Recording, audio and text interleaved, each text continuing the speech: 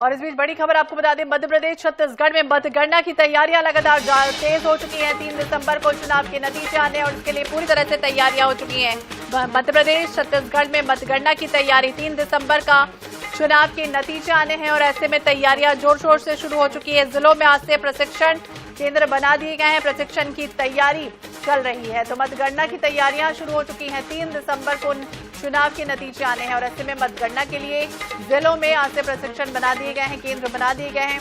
मतगणना की बारीकियों को उसमें समझाया जाएगा। आज बस्तर जिले में प्रशिक्षण दिया जा रहा है।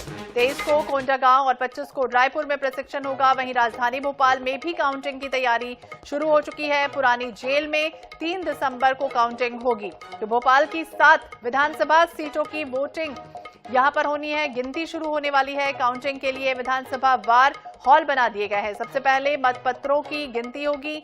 वोटों की गिनती के लिए 14 टेबल लगाई जाएंगी।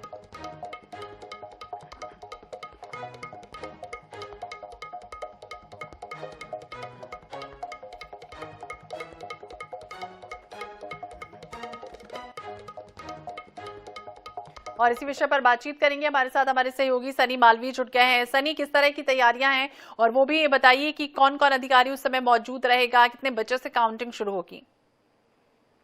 निश्चित तौर पे मतगणना को लेकर जो निश्चित जो तैयारियां है वो लगातार शुरू हो गई है। बात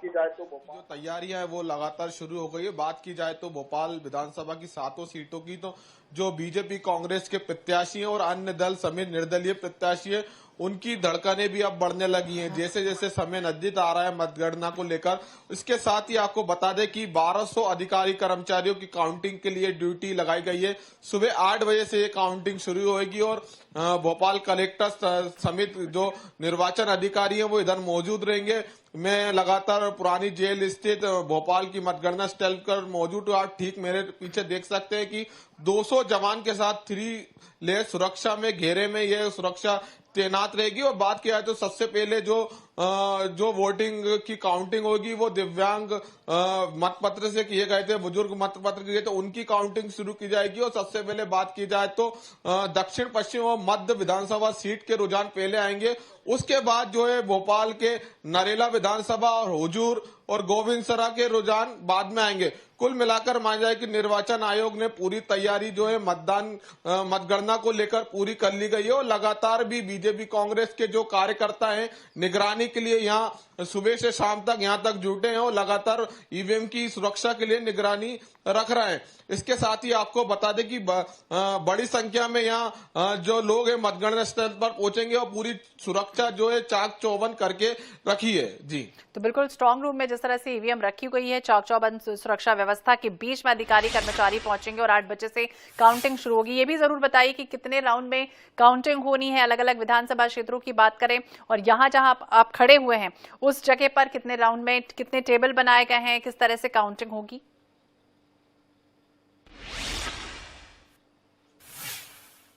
जी, निश्चित तौर पे सुबह 8 बजे से ये काउंटिंग जो है राजधानी भोपाल के जो है पुरानी जेल स्थित मतगणना स्तर पर शुरू हो जाएगी। लगातार जो राउंड टेबल अलग अलग बनाई गई है, लेकिन सबसे पहले जो वो काउंटिंग की जाएगी वो जो बैलेट पेपर से जो मतपत्रों से जो वोटिंग हुई है, बुजुर्ग वोटर जो है, दिव्यांग वोटर, उनकी वोटिंग की जाएगी। उसके बाद ही जो है सभी की वोटिंग की जाएगी।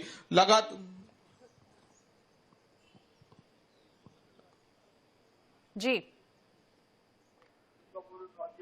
निश्चित तौर पर सुबह 8 बजे से जो है काउंटिंग शुरू हो जाएगी। तौर पे सुबह 8 बजे से जो है काउंटिंग शुरू हो जाएगी। लगातार जो है सुरक्षा व्यवस्था जो है यहाँ पर निगरानी करने वो जो है लगातार कलेक्टर यहाँ पहुंच रहा है, निर्वाचन अधिकारी भी वो पहुंच रहा है। लगातार सुरक्षा व्यवस्था की बात की जाए तो इस पूरे एरिया में जो है सीसीटीवी फुटेज, सीसीटीवी कैमरे जो है लगाए, उसके जरिए निगरानी रखी गई है और सीसीटीवी स्क्रीन भी लगाई गई है जहाँ पे ईवीएम रखी गई है। कुल मिलाकर माना जाए कि जो बीजेपी कांग्रेस के कार्यकर्ता है वो लगातार मौजूद है और निगरानी कर रहा है। उनसे बात करना चाहेंगे। सुबह से शाम तक आप निगरानी कर रहे हैं ईवीएम की, कल भी रात को यहीं सोए थे, क्या कुछ लगा आपको अंदर? निश्चित तौर पर नजर हटी और दुर्घटना घटी। ये हमारा कांग्रेस का कमलनाथ जी का नारा है, नजर हटी और दुर्घटना घटी। आपको पता है बीजेपी षड्यंत्रकारी है, बीजेपी कुछ भी कर सकती है। ये हम लोगों को आशंका है, ये कमलनाथ जी को आशंका है, ये दिग्विजय सिंह जी को आशंका है, ये कांग्रेस पार्टी के लोगों को आशंका है।